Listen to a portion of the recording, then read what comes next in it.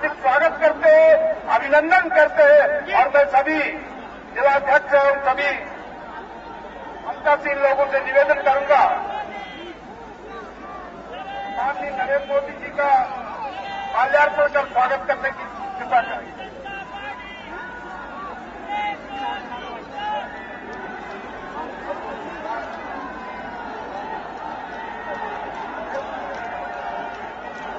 प्रदेश अध्यक्ष जी आदरणीय तीरथ सिंह रावत जी भी हमारे मध्य में आए, मैं उनका भी हाथ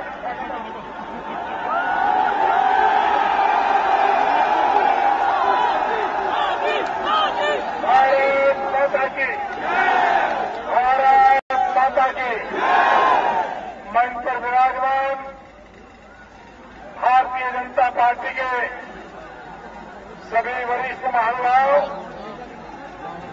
और इस चुनाव में भारतीय जनता पार्टी के उम्मीदवार श्रीमान कोश्यारी जी और विशाल संख्या में आए हुए भारत के भाग्य विधाता मेरे भाइयों और बहनों,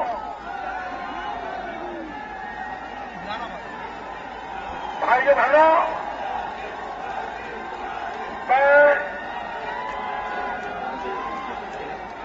पूरे देश का भ्रमण करते करते आज उत्तराखंड की धरती पर पहुंचा हूं।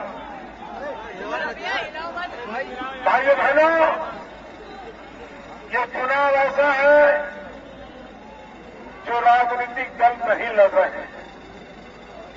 ये चुनाव ऐसा है जो नेता नहीं लड़ रहे हैं। ये चुनाव ऐसा है जो उम्मीदवार नहीं लड़ रहे हैं, लेकिन ये चुनाव ऐसा है जो देश की कोटि कोटि जनता चुनाव लड़ रही है।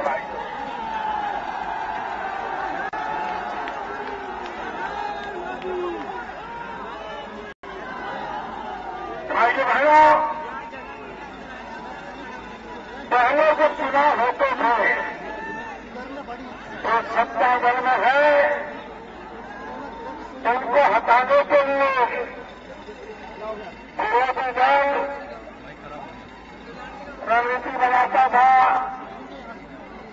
गठबंधन करता था, योजनाएं बनाता था।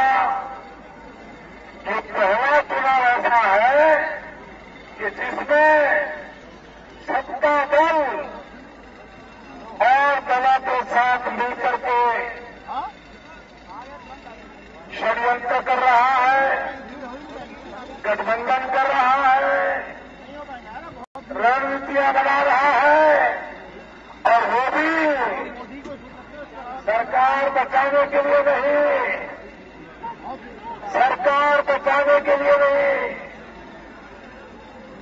उनका एक ही मुद्दा है, कुछ भी करो, जिसके साथ मिलना है मिलो, गठबंधन करना है तो गठबंधन करो, लठबंधन करना है तो लठबंधन करो, कुछ भी हो जाए, लेकिन मोदी को रोको,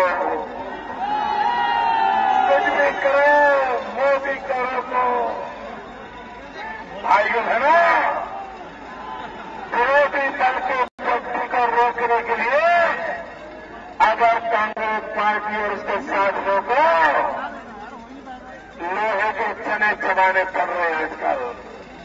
और एक ही मुद्दा, आप सुबह शाम कांग्रेस के नेताओं के भाषण सुनिए, सपा के नेताओं का भाषण सुनिए, बसपा का भाषण सुनिए, लालू जी को सुनिए, ममता जी को सुनिए, मायावती को सुनिए, कोई भी नेता ले लीजिए देश में,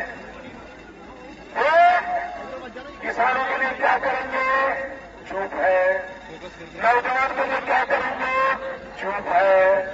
मां बहनों के लिए क्या करेंगे, चुप है। गांव के लिए क्या करेंगे, चुप है। एक ही बात बोलते हैं, सबके साथ सुबह से शाम तक एक ही नारा, मोदी रोको, मोदी रोको।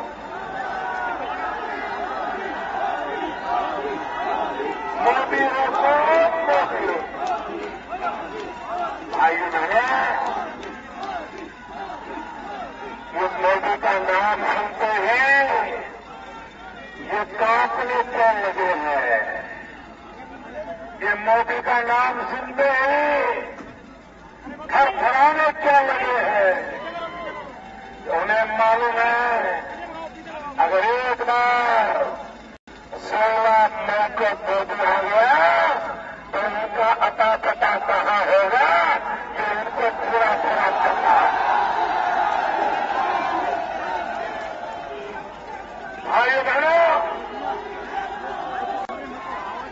जिन्होंने देश को लूटा है, जिन्होंने देश को लूटा है उनको माफ करना चाहिए।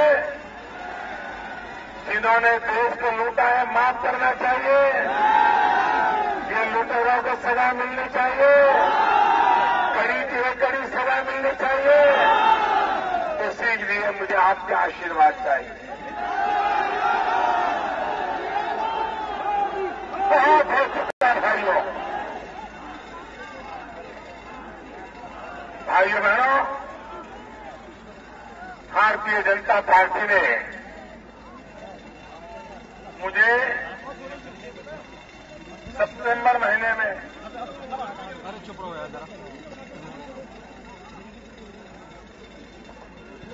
प्रधानमंत्री पद का उम्मीदवार घोषित किया।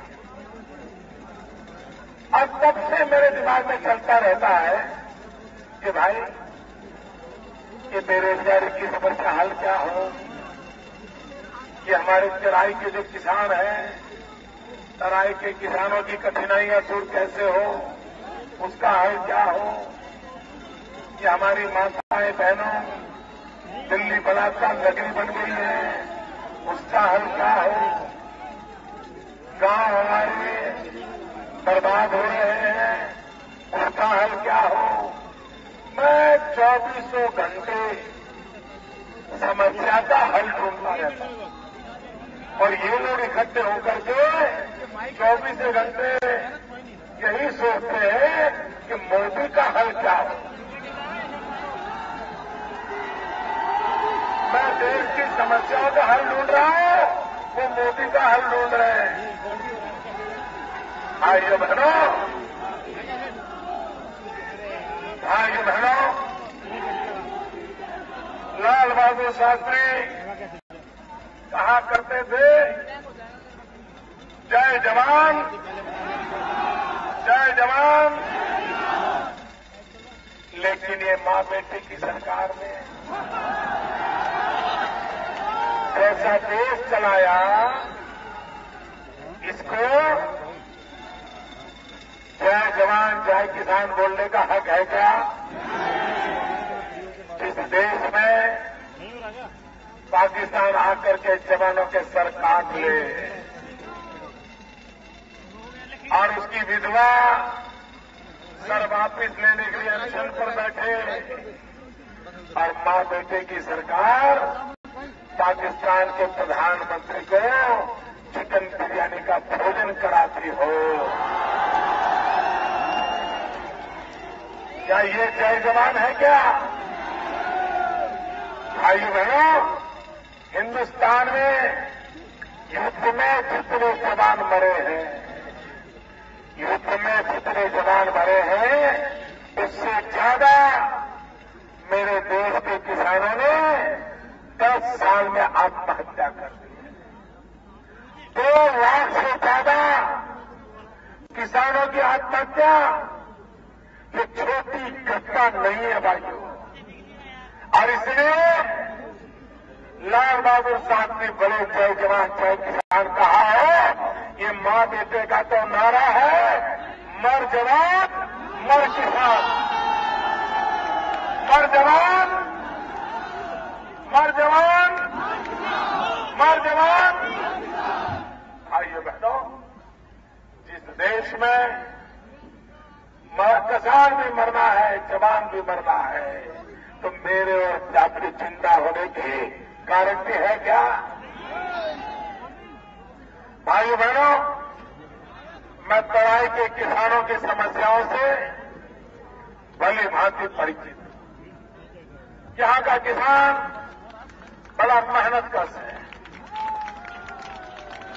पंजाब से भी बहुत बड़ी मात्रा में हमारे किसान भाई इस इलाके में आकर के खेती के काम में लगे थे।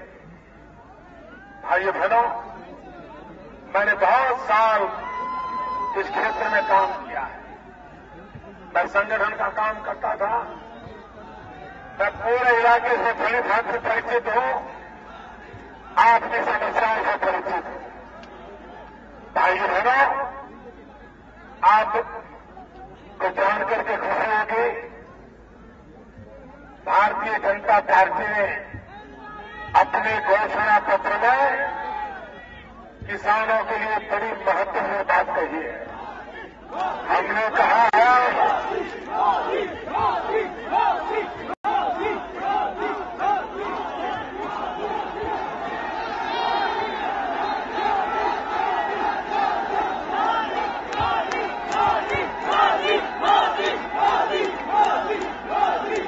मेरे नौजवान साथियों, आपका प्यार मेरे सर आंखों पर, आपको मेरा सौ सलाम दोस्तों। लेकिन भाइयों ने भारतीय जनता पार्टी ने अपने घोषणा पत्र में एक महत्वपूर्ण बात कही है। आप मेरे किसान भाई इस बात को भली भांति समझेंगे। देखिए, अब तक हमारे देश में किसान जो पैदा करता है उसके समर्थन मूल्य, उसके संबंध में कोई नीति नहीं है। मिनिमम सपोर्ट प्राइस, उसके संबंध में एयर कंडीशन कमरे में बैठे हुए बाबू लोग उनको जो मर्जी पड़े वो हुक्म कर देते हैं। और दूसरा, किसान जब बेचने जाता है तो लेने वाला नहीं होता है, वो भाव दाम धरे के धरे रह जाते हैं और किसान बेचारा दलालों के हाथ जाता है। 1 लाख रुपए का माल 20,000 में बेच करके आ जाता है, किसान लूट जाता है। और इसलिए हमने हमारे घोषणा पत्र में कहा है, अब समर्थन मूल्य तय करने के लिए, मिनिमम सपोर्ट प्राइस तय करने के लिए एक फॉर्मूला होगी। और इस फॉर्मूला के तहत किसान खेती करते समय बीज का खर्चा करता है, बिजली का खर्चा करता है, पानी का खर्चा करता है, खाद का खर्चा करता है, दवाई का खर्चा करता है, मजदूरी का खर्चा करता है। ये जो उसको लागत लगेगी उसका एक जोड़ किया जाएगा और उस पर 50% मुनाफा लगाया जाएगा और जो बनेगा वो समर्थन मूल्य होगा। कोई मुझे बताए, अब किसान को मरना पड़ेगा, उसके दाम मिलेंगे कि नहीं मिलेंगे? भाइयों बहनों, मेरा किसान खुद का पेट भरने के लिए मेहनत नहीं करता। किसान वो जगत का ताज होता है। किसान खुद का पेट भरना है तो थोड़ी सी मेहनत करके भी पेट भर सकता है, लेकिन वो कोई इंसान भूखा न रहे, गरीब के पेट में अन्न जाए, इसलिए मेहनत करता है। वो अनाज पैदा करता है, गेहूं पैदा करता है, चावल पैदा करता है, लेकिन ये दिल्ली में बैठी हुई मां बेटी की सरकार किसानों के पसीने को भी बहा देती है। किसान जो अनाज पैदा करता है,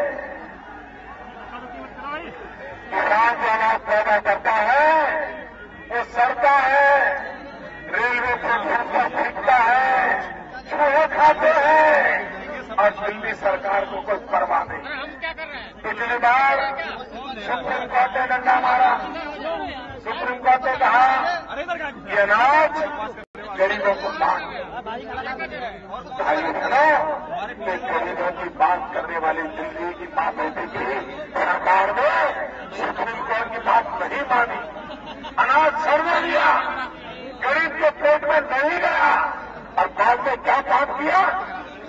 माफिया ने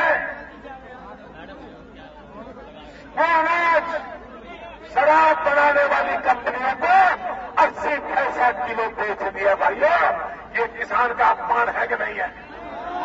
किसान के साथ धोखा है कि नहीं है? ये गरीबों के पेट पर लात मारने का पाप है कि नहीं है? भाइयों बहनों, जो सरकार गरीबों को अन्न देने के लिए तैयार नहीं, लेकिन शराब के ठेकेदारों को देती है, क्या ऐसी सरकार चाहिए आपको? मेरे भाइयों बहनों, आपको दिल्ली में कैसी सरकार चाहिए? पूरी ताकत से बताइए।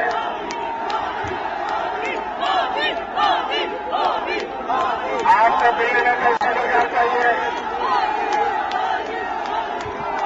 एक आवाज में बोलिए, दिल्ली में कैसी सरकार चाहिए? अरे मेरे भाइयों बहनों, मैंने आपको ये नहीं पूछा है कि दिल्ली में किसकी सरकार चाहिए। मैंने पूछा कैसी सरकार चाहिए। क्या दिल्ली में मरी पड़ी सरकार चलेगी? ढीली ढाली सरकार चलेगी? अस्पताल में पड़ी सरकार चलेगी?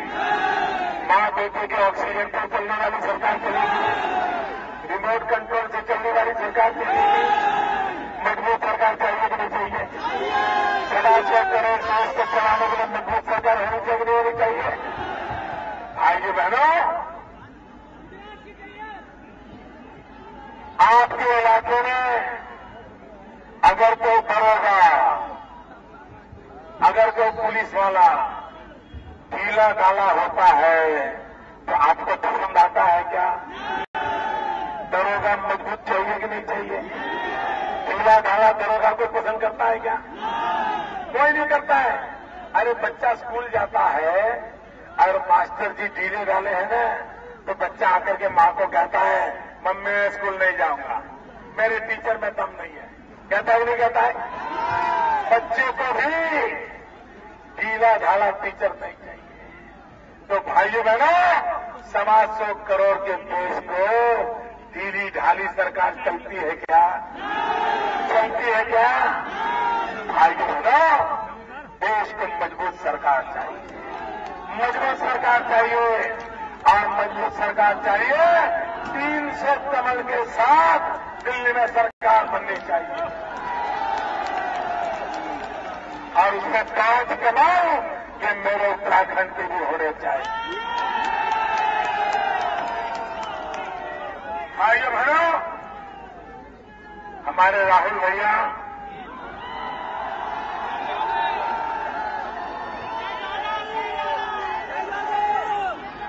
मुझे बताइए भैया, मेरा भाषण सुना आपने? बराबर सुना? क्या मैंने कोई गुस्सा किया है? क्या मैंने किसी की पगड़ी उछाली है? क्या मैंने कोई कागज फाड़ा है? मैंने सरकार का नाम सुना खोला है? फिर भी राहुल भैया कहते हैं कि मोदी जी गुस्से की राजनीति करते हैं। अरे राहुल भैया, क्या देश के लूटने वालों पर गुस्सा करना चाहिए कि नहीं करना चाहिए? देश को लूटने वालों पर गुस्सा होना चाहिए कि नहीं होना चाहिए? देश को बर्बाद करने वालों पर गुस्सा होना चाहिए कि नहीं होना चाहिए? मां बहनों पर बलात्कार करने वालों पर गुस्सा होना चाहिए कि नहीं होना चाहिए? भाइयों बहनों, इस देश में गुस्से की राजनीति किसने की है? राहुल भैया, कान खोल करके सुन लो। अब आज मैं आपका कच्चा चिट्ठा खोल रहा हूं। बहुत दिनों से चुप हूं, लेकिन आज इस पवित्र भूमि में आया हूं, तो आपको भी मैं जरा सुना देना चाहता हूं।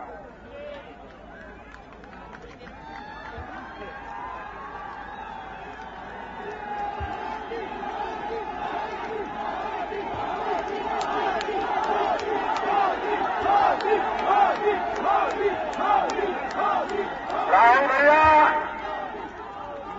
गुस्से की राजनीति कौन करता है? गुस्से की राजनीति कौन करता है? मैं आपको सुनाता हूं। आपके पिताजी श्रीमान राजीव गांधी कांग्रेस पार्टी के महासचिव थे, प्रधानमंत्री नहीं थे। एक बार वो आंध्र प्रदेश गए थे और आंध्र प्रदेश में हैदराबाद के एयरपोर्ट पर उस समय के आंध्र के सीएम श्रीमान अंजलिया जी वहां के चुने हुए लोकप्रिय मुख्यमंत्री थे, आपकी पार्टी के थे। आपके पिताजी ने एयरपोर्ट पर सैकड़ों लोगों के सामने उन पर गुस्सा किया था, उनको अपमानित किया था और वे एयरपोर्ट पर रो पड़े थे। तब आपके पिताजी कांग्रेस पार्टी के महासचिव से ज्यादा कुछ नहीं थे। गुस्सा कौन करता है, इसका ये जीता जागता सबूत है। श्रीमान राहुल भैया कान खोल के सुन लो। आपकी पार्टी में सीताराम केसरी कांग्रेस पार्टी के अध्यक्ष हुआ करते थे।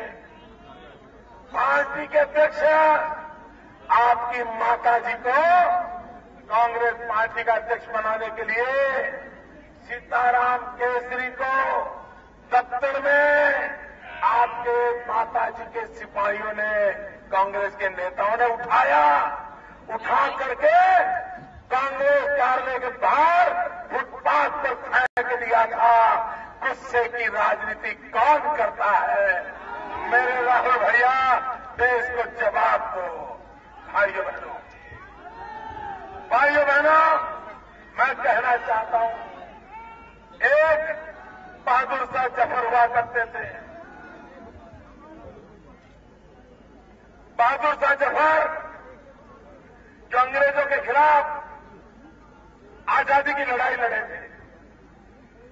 बाद में अंग्रेजों को उन पर इतना गुस्सा था कि बहादुर शाह जफर उसकी मृत्यु के बाद 2 गज जमीन मांगी थी और अंग्रेजों ने दिल्ली में बहादुर शाह जफर को 2 गज जमीन देने से मना कर दिया। राहुल भैया, आप ही की कांग्रेस के प्रधानमंत्री श्रीमान नरसिम्हा राव, जिन्होंने आर्थिक आजादी की लड़ाई लड़ी, प्रधानमंत्री के रूप में आर्थिक आजादी के कदम उठाए। मृत्यु के बाद आप ही की पार्टी के नेता, हिंदुस्तान के प्रधानमंत्री, उन्होंने दिल्ली में 2 गज जमीन मांगी थी। आपकी मां को उनके लिए इतना गुस्सा था, उनको 2 गज जमीन नहीं दी गई, उनका अंतिम संस्कार नहीं होने दिया। ये गुस्सा कौन करता है? इतना ही नहीं राहुल भैया, पीवी नरसिम्हा राव आपकी पार्टी के थे, आपकी पार्टी के प्रधानमंत्री थे। उनके शरीर को मृत्यु के बाद कांग्रेस कार्यालय लाने का निर्णय हुआ। आपके परिवार ने आप ही के नेता के शरीर को भी कांग्रेस कार्यालय में घुसने नहीं दिया था।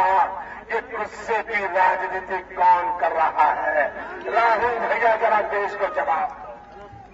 भाइयों बहनों, कोई मुझे बताए, हिंदुस्तान के प्रधानमंत्री अमेरिका में थे और उन्होंने कैबिनेट ने निर्णय किया था, राहुल भैया पत्रकार परिषद बुला करके भारत सरकार के निर्णय के कागज को पत्रकारों के सामने गुस्सा करके चूर चूर करने का पाप किसने किया था? पत्रकारों के सामने हमारे देश के प्रधानमंत्री डॉक्टर मनमोहन सिंह की पगड़ी उछालने का पाप किसने किया था? गुस्सा किसको आता है? राहुल भैया, देश को मूर्ख मत बनाओ। हम चुप हैं, जानबूझ करके हम व्यक्तिगत आप पर कभी उंगली नहीं उठाते हैं, न आपकी माता जी पर उठाते हैं, न आपके परिवार पर उठाते हैं। उठाते हैं, सार्वजनिक जीवन के भ्रष्टाचार के विषय की बातें करते हैं, देश की भलाई की बातें करते हैं, लेकिन आप व्यक्तिगत रूप से मुझ पर गाली गलौज करने पर उतारू आए हैं। और लिख के रखो, 16 मई के बाद देश की जनता आपने और आपकी मां ने, आपकी सरकार ने 10 साल तक मुझे जुल्म जो किया है मेरे पर, मुझे जो बदनाम किया है, मुझ पर कीचड़ उछाला है, ये देश की जनता बटन दबा करके जवाब देने वाली है। 16 मई को पता चल जाएगा, 16 मई को पता चल जाएगा जनता का गुस्सा कितना है, हिसाब चुकता हो जाएगा।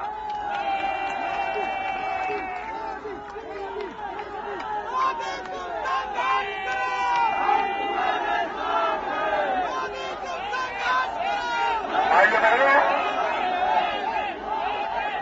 इतनी गर्मी में इतनी बड़ी संख्या में आप आए हैं,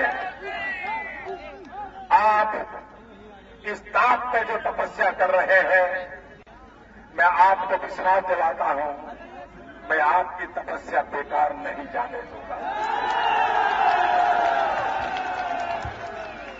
आपने मुझे जो प्यार दिया है, उस प्यार को समाया करके विकास के रूप में मैं आपको लौटाऊंगा। भाइयों बहनों, 7 तारीख को गर्मी हो, कुछ भी हो, लेकिन भारी मतदान होना चाहिए, कमल के निशान को बटन दबाना चाहिए। और भाई कोश्यारी जी को और उत्तराखंड से 5 सीटों को विजयी बनाइए। भारत माता की, भारत माता की।